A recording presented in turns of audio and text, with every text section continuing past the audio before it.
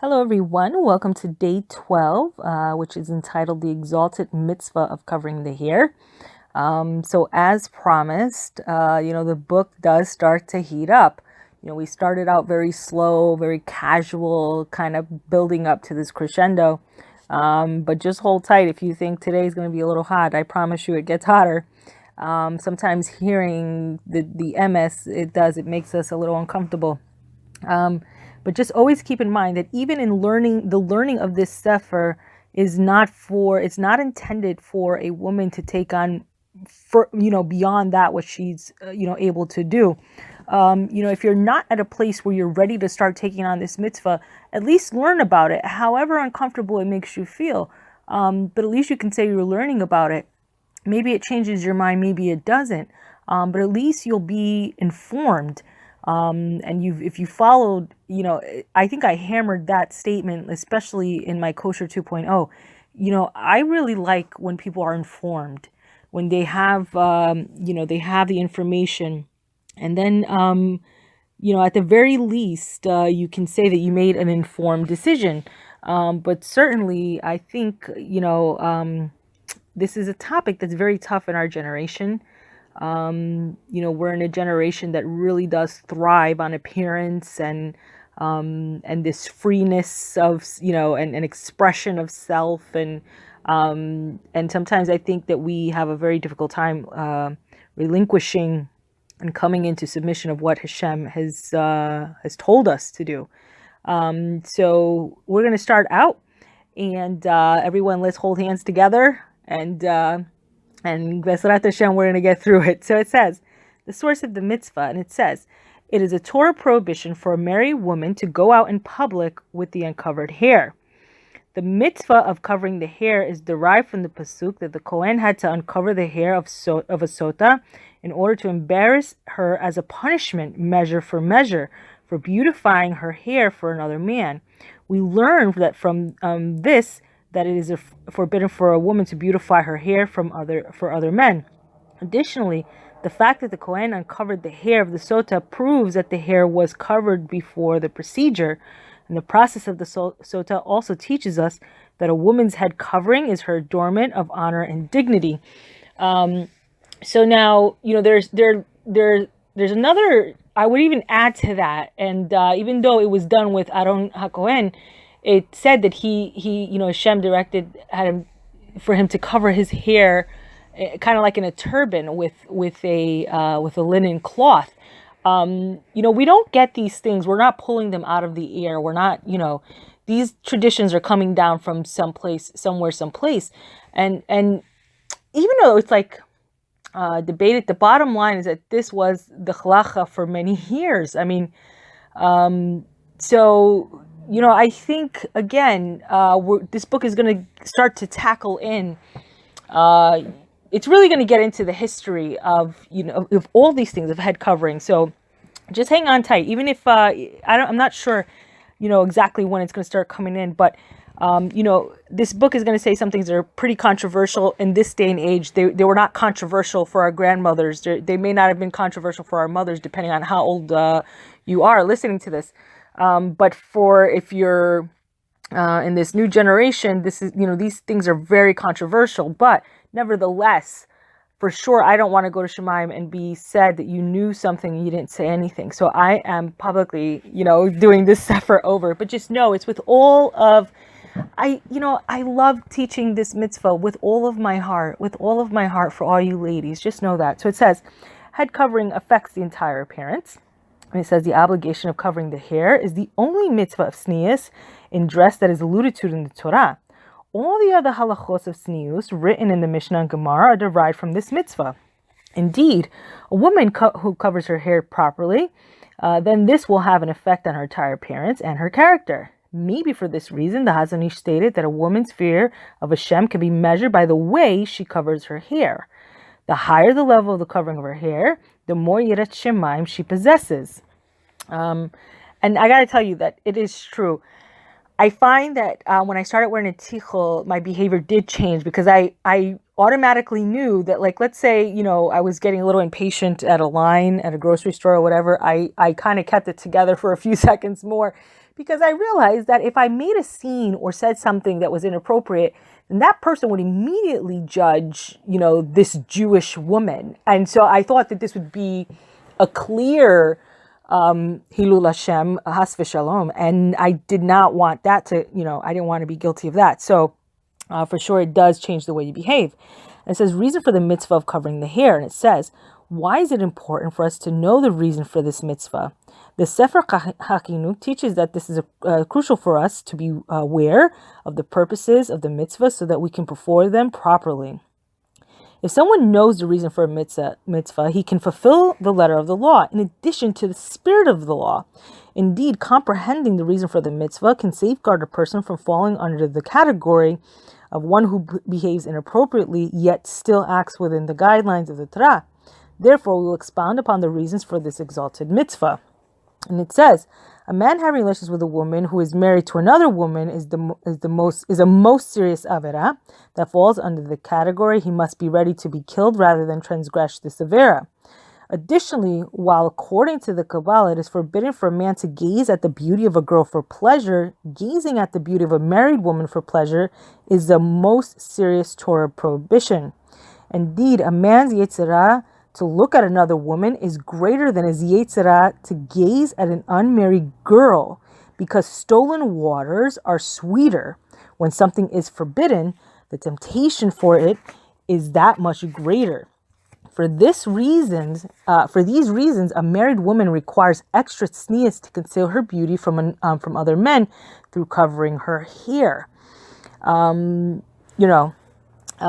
really does go to speak to the power of the hair. It really does. And I got to tell you, in Latin tradition, I think maybe people of Spanish origin will probably, I don't know, they may just get right behind this mitzvah because it's true.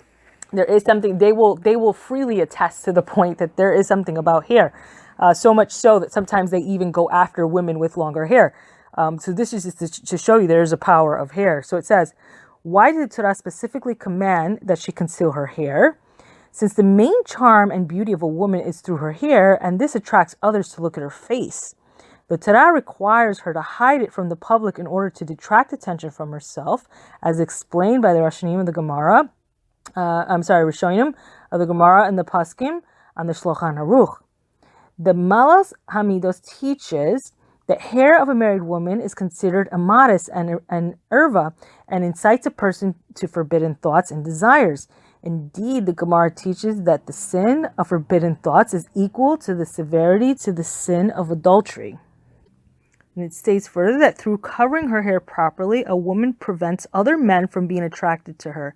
Indeed, this mitzvah was given as a gift of protection to the woman. Just like a helmet protects bike riders and passengers, the mitzvah of covering the hair protects the married women. When we realize that the mitzvah is meant for our protection, we will cover our hair lovingly and properly. Hair of an unmarried girl versus hair of a married woman. So it says an unmarried girl need not cover her hair so it should be easier for her to find a shidduch. Since her beauty and appearance is dependent on her hair, the Torah did not want to take this away from her by commanding her to conceal it. The Gemara in Tanis 13 goes so far as to rule that even when a girl is sitting Shiva, Rachmana, Litzlan, for a parent, she may adorn her hairs since she is of marriageable age and needs to be of good impression. And it does state here, of course, this should be done in a modest manner. So again, let's put all of that back into context. Unmarried girls are not required to go around with a sheitel or tichel. That does not mean that you get to go on and have what I like to call my 80s hairdo and just have this, extravagant, flamboyant hair with flaming red. You have to be modest even still. So it says, yet a married woman falls under a completely different category and she may not expose her hair, since she is Ashes and is forbidden to marry another man. There is no need for her to expose her beauty in public or impress anyone other than her husband. In the past, even the secular world understood this concept, and it was customary even for non-Jewish women, married women, to cover their hair, as stated in the Sanhedrin. And of course, you need only to go back into the pictures of the history of women, and you will certainly see not just head covering, but tznuis in general just was not an issue the way it is now. And I got to be quite honest with you. I have even I remember even watching movies that were made about certain time periods, and the fact that a woman even had her dress over her ankles, that's it. She was branded with the scarlet letter. I mean, so, tznuis, there was a time where it wasn't just a Jewish thing. Tznuis was a really big thing. And a lot of women, observed this, and it was to your great shame to not observe it. So it says, covering the hair with appropriate head covering. So it says, we learned that it's forbidden according to the Torah for a man to look at the beauty of another woman for pleasure, and that her hair, which is her main source of attraction, incites the man's yeserah and causes him forbidden thoughts. Thus, it is self-understood that a woman must cover her hair with a covering that does not attract undue attention. Unfortunately, if she is not careful in this area, she can unwillingly cause thousands of people to violate the mitzvot, which is a Torah prohibition against forbidden sights and thoughts. It's very funny. I remember, there's two questions that, there's one question that comes up from two types of people. And the biggest population of people that ask this question of me all the time, because of course, I'm out in the workforce and I'm in my tichel all the time, and I happen to work in the legal field. And one of the questions that, especially the goyas, they ask me all the time is about this mitzvah of covering the hair. And what they don't understand, because of course there comes the immediate comparison as why are some wearing wigs and why some wearing the headscarf. And you have to be so delicate about the way you answer it, because of the fact that you don't want to shame the women of Am Yisrael to anyone, to the goyim. But the number one, and I have to tell you that it comes out of just about 9 out of 10, not even just women, but of men's mouth as well. And they always say unequivocally, I don't understand why you're covering your hair with hair, because I still find it attractive, because it's true. Some of these wigs, they're more attractive than your own hair, right? They come with any color that you want and the style that you want. And, it's the length that you want. It's really like perfect hair. And, if the whole goal is to take away attracting, attention from other men, especially, then I think we have to start looking at what the actual standard is. And like the Sefer said, what is the spirit of the mitzvah? If the spirit of the mitzvah in covering the hair is that you're not going to be attracting men into these forbidden waters, then we have to do all that we can. And we cannot fool ourselves and tell ourselves that, I'm not showing my hair. Well, I don't know, Habibi. I can't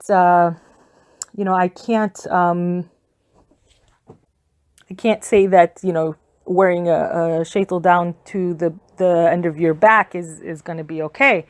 There are kosher shaitels, which are at a length. And if you're not ready to take on the mitzvah of tichel, then be modest, at least in what you're wearing. And certainly a lot of women, thankfully, a lot of women, they do. I think that, I want to say, at least the women I come across, I find that more and more women are at least trying to get to that level where they're wearing the shaitel at a kosher, length. And I find that sometimes there is a small minority, but everybody starts where they are, right? They start where they are, I guess. But let's not fool ourselves. Wearing a shaitel down to the middle of your back, it's not tzniut. There's no way to sugarcoat that. I don't even know how to deliver that message, other than to say it how it is. And And I got to tell you, my hair is long. And, I am really, really, I don't know. It's a very difficult thing. It is very hard. I have to tell you that sometimes when you're in an environment where it feels, you have, first of all, you have the Yetzirah who's after you, and you're in an environment where women are not tzniut, and some of them, lo aleinu, they don't even care about wrecking a marriage. So sometimes it feels like you're in this competition, but I have to attest that the more that you are tzniut, it does raise your husband to be tzniut as well. And, it's a measure for measure thing. It's almost like a spiritual thing that Hashem has got your back in this. He's got your back in this. It just, I think that we have to start getting realistic about, this is a cruel, harsh world. And if we know that Hashem, everything is coming from Hashem, then we have to appeal to Hashem in order to help us navigate. If we're doing this mitzvah, please Hashem, then help us to help our husbands have their eyes, that they only want to look at kosher things. And we can do that. We can draw on Hashem as our strength and our source. This is brought down in so many verses and in the Tehillim, everything. You're my refuge, you're my strength, you're my, my rock. I find, refuge on the shadow of your wings. I mean, there is nothing that Hashem can't help us through. This is an area that we're really going to need help in, especially in this dark time. So, again, today we're starting to get into hot waters. For sure, it will get hotter. But, with Hashem's help, I pray that He will give me the words to kind of give this over in a very compassionate way. And just know that, I'm living in the same world as you. And I think, I used to really cry to Hashem, why didn't He put me into a kosher neighborhood, a kosher Jewish neighborhood? And I think He wanted me to feel the pressure of everyone, not being so tzniut. It's almost like that peer pressure thing. And I think He needed me to understand what the women of Am Yisrael are going through on a daily basis. And in this way, I could relate to the real struggles that many, many, many women have. And this is a struggle. And please don't think that because a woman is married to a big Rav, that this was easier for her. It may have been even harder for her. And it's just been an amazing story to hear this, the stories that are coming from women, and some of them from Rebbitzins who came up to me and just confessed how hard it was to take on this mitzvah.